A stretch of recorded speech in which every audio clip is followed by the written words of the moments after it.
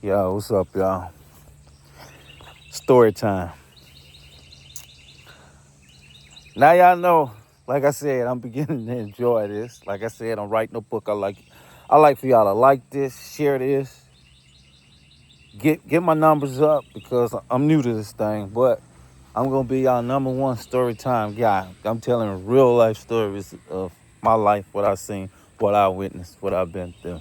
So, which one I want to pull out the archives today? Okay. Woo. I was I was a teenager, of course. This here was, this had to be about, man, I think that was when that Tupac album dropped, I think it was 96's. Probably about 96. Okay, it was my cousin Carlos Brown. I got two cousins named Carlos. It was Carlos Brown, me, and Antron C. Shout out to my brother, Antron. We call him Man. But anyway, back then, Carlos had this 85 Cutlass. It was like a cream color. If anybody from A-Mid or Butler Town, whatever, in our area, they know. They know. Okay, so he had this cream colored Cutlass, and he had roasters on it, and he had the four pack or six pack, 6x9s, and that sucker was clean. That was clean. So we we got in the car. We had a party in Shiloh down by well, Carlos people. You know, they always having get-togethers back in the 90s. Like I said, if anybody know, they know. So we hopped in the car.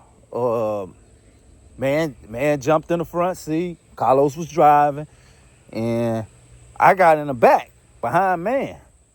So we drinking and stuff. They didn't smoke, so of course I ain't got my smoker on or whatever. But not in the car. I wait till I get out, whatever. So anyway, we stop at the store, get drunk, you know what I'm saying, and boom, go to Charlotte. So we leaving Carlos in them house. So that's probably 10-minute drive, 15, 20 at the most, with stopping at the store and then going to Charlotte.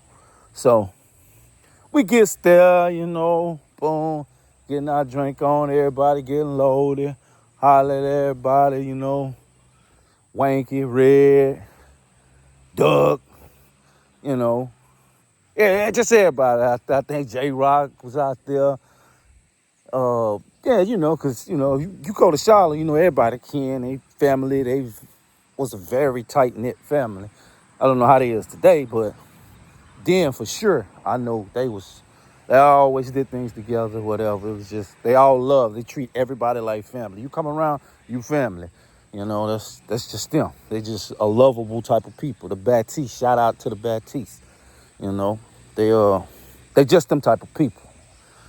But anyway, man, we drinking, getting our drink on, boom, boom, chilling, So I guess, the party and everything is about over.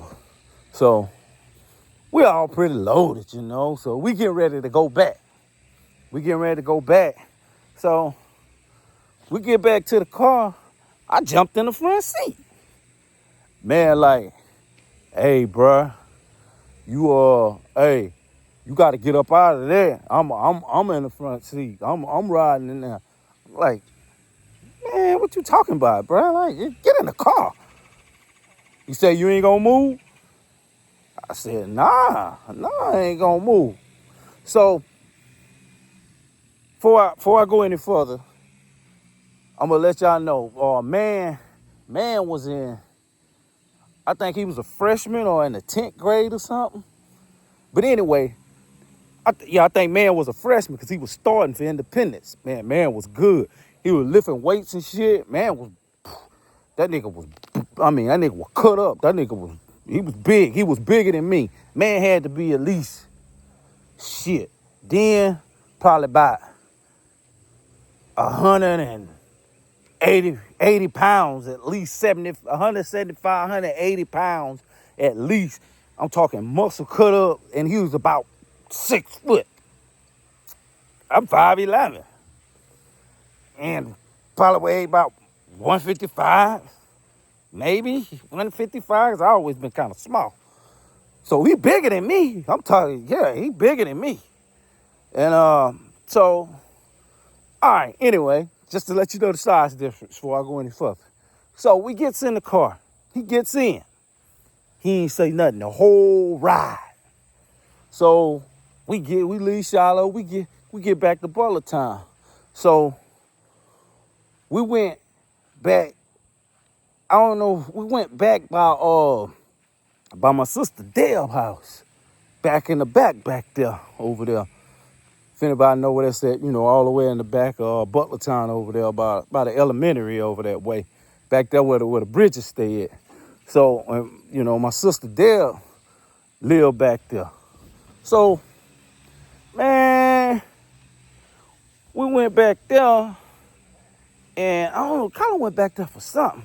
I don't know if we were to go see I don't know, I don't remember. I know we went back there, and it was dark. It was nighttime, of course. So, man, the whole while, man ain't say nothing. But by the time we got close to there, he mumbled something. And I think I heard him say, yeah, where'd you get out this car? But I wasn't paying no attention. I'm loaded. Man, I ain't worried about this. I ain't worried about this. I ain't worried about you. All right, we get there. I gets out the car. I don't know, I had my back turned like or something. Man, this nigga came up behind me. Boom, hit me in the back of my fucking head. Woo! I turn around, boom, nigga, we locked up. Couple punches was threw in and out, and they broke it up. And I mean, I ain't gonna say it wasn't. He didn't whoop me, and I didn't beat him. It was kind of, he swung, hit me. The nigga really snuck me. He snuck me, and then after he snuck me, I jumped, and then we locked up, and I got a couple in. He got a couple in, and then Carlos broke it up, whatever, and then that was that. And from that day forward, me and man was like this. You know what I'm saying? It was a whole nother level of respect for each other, and I love him to this day. That's my brother. Yep, of course. And he was a good dude, And yeah, me and man got into it. We had a squabble, man, over a front seat of somebody else's fucking car. Wasn't even our shit.